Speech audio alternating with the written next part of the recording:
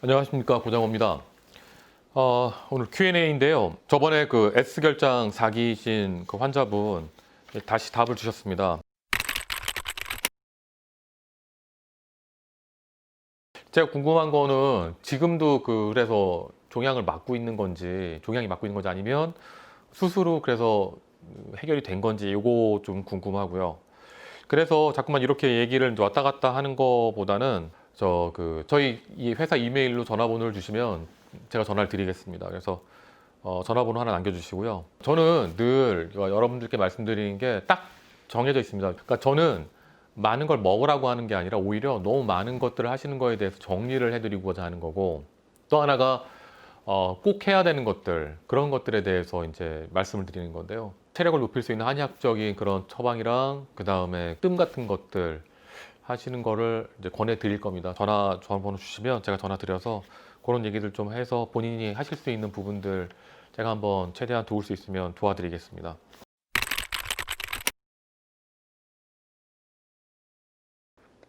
항암은 지금 이제 안 하신다는 거죠. 그래서 약 2개 드신다는 게 메벤다졸이랑 그 다음에 이제 항생제 드셨다는 거죠. 자, 우선은 여기서 몇 가지 말씀드릴 게 있는데, 우선 암표지자는 간 수치가 아닌 건 아시죠? 그러니까 암표지자는 그 암에서 떨어져 나오는 뭐 세포라든지 이런 것들을 혈액 검사를 통해서 알아내는 건데, 암표지자는 그 몸의 안에 염증이랑 굉장히 관련이 깊습니다.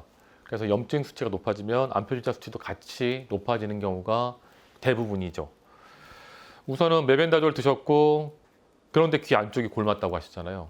제가 늘 말씀드린 것처럼 벤다졸이 제대로 잘 듣기 시작하게 되면 염증이 사라지는 겁니다. 그래서 염증이 사라지기 때문에 통증이 좋아지는 건데, 메벤다졸 한 달간 드셨는데 귀 안쪽이 골맞다는 얘기는 메벤다졸 작용을 안 했다는 겁니다. 그러니까 다른 이 메벤다졸이 안 맞았을 수도 있고, 혹은 뭐 다른 벤다졸이 맞을 수도 있는데 그럴 수도 있고, 또 하나가 뭐냐면 소화기가 굉장히 나쁘실 수가 있어요. 뭐 지금 간 수치에 대한 얘기는 안 나오지만 만약에 간 수치도 올라갔다고 한다면 소화가 굉장히 안 좋고 변 같은 것들이 잘 안 나갔던가 하면은 약 같은 걸 먹었을 때, 그러니까 약이라고 하는 건 몸에 들어온 다음에 제대로 나가면 간 수치가 올라갈 일이 없거든요. 잘 못 나가고 있어서 몸에 계속 사용되게 된다면 간 수치가 올라가는 겁니다. 그러니까 만약 간 수치가 문제가 있었다는 게 제목처럼 있다고 한다면 그런 부분이 문제일 가능성도 많고요. 소화기 쪽 문제.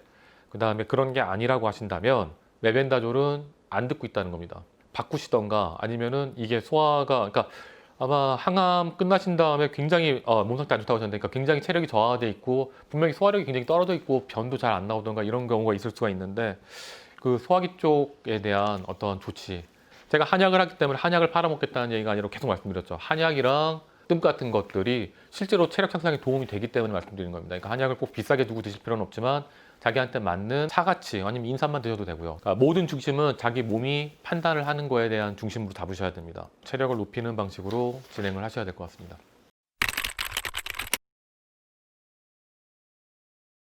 자기한테 맞는 걸 찾아야 되는데 그 기준이 본인 몸이라는 겁니다. 그러니까 제가 뭐 그러세요? 간암이시니까 피루비늄 드시고 펜벤다졸 드시고 뭐 이런 게 아니라 본인이 직접 그걸 드시는데 컨디션도 좋고 괜찮은 것 같다 라고 하는 것들을 찾으시라는 거죠.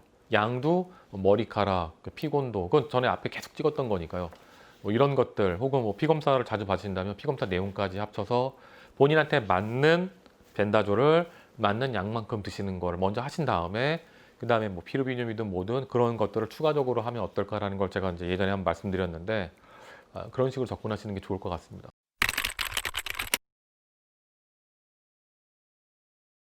자, CBD 오일인데 췌장암 환자에게는 그닥이라고 하셨는데 아마 효과가 없다라고 말씀드린 것 같은데요.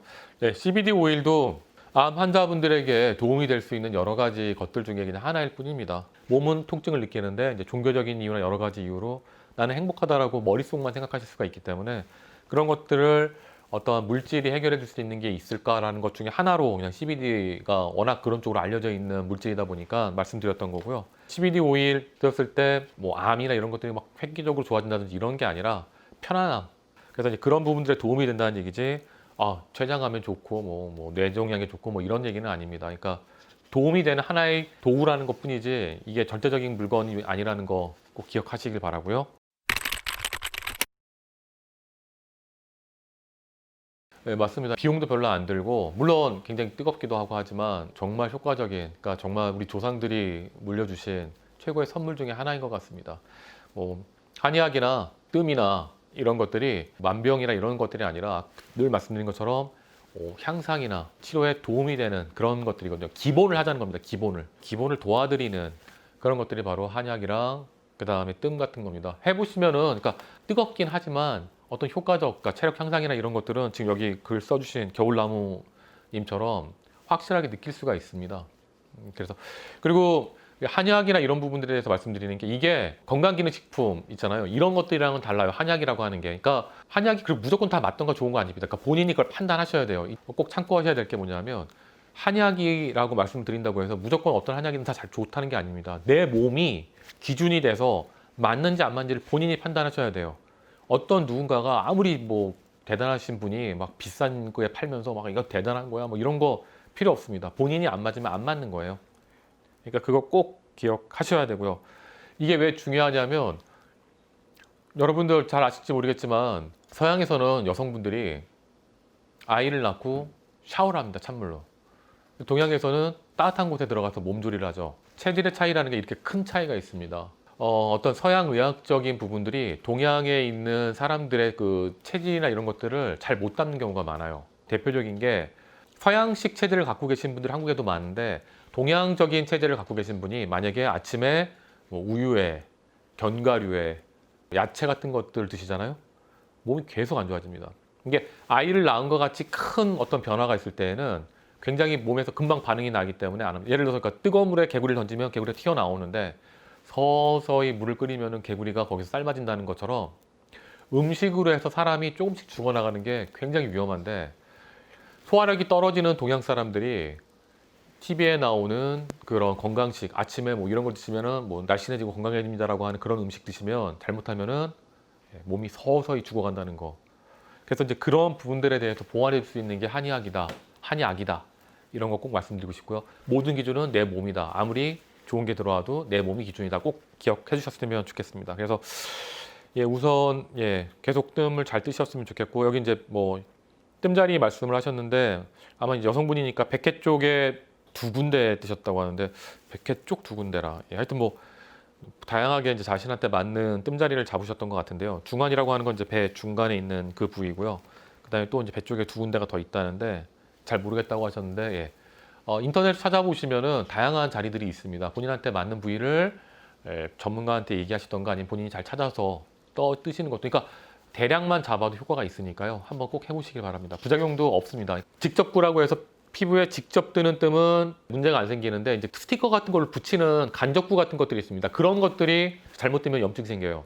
그러니까 제가 말씀드린 건 직접 구입니다. 뜸이 직접 내 몸에 닿아가지고 불맛을 느끼게 해주는 것. 그런 것이 이제 직접 구고 간접구 같은 경우에 화상을 입게 되면은 나중에 염증 생기는 경우가 있으니까요. 꼭 기억하셔야 될 겁니다.